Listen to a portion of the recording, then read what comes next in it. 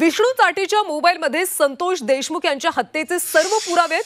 त्यामुळे विष्णू चाटेचा मोबाईल जप्त करण्याची मागणी धनंजय देशमुखांनी केली. विष्णूचा मोबाईल हस्तगत करून त्या मोबाईलमधले सर्व पुरावे गोळा करण्याची मागणी त्यांनी केली. विष्णूच्या मोबाईलमधून त्यानं कुणाला फोन केला होता आणि त्याला कुणाचा फोन आला होता याची माहिती समोर येणार असल्याचं देशमुख म्हणाले. विष्णू चाटेचा मोबाईल त्यांनी कुठेतरी टाकलाय किंवा कृष्ण आंधळेकडे दिलाय का अजून काय केलंय ते त्याला माहिती.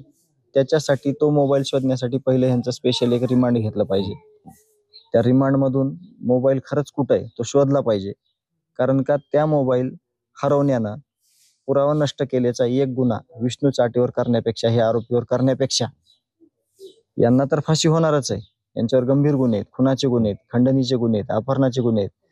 पण त्या मोबाईलमध्ये या सगळ्याची पाळमुळं किंवा त्या मोबाईलवरून कुणाकुणाला फोन गेले, कुणाकुणाला व्हिडिओ कॉल गेले, हे सगळं त्या मोबाईलमध्ये डेटा आहे.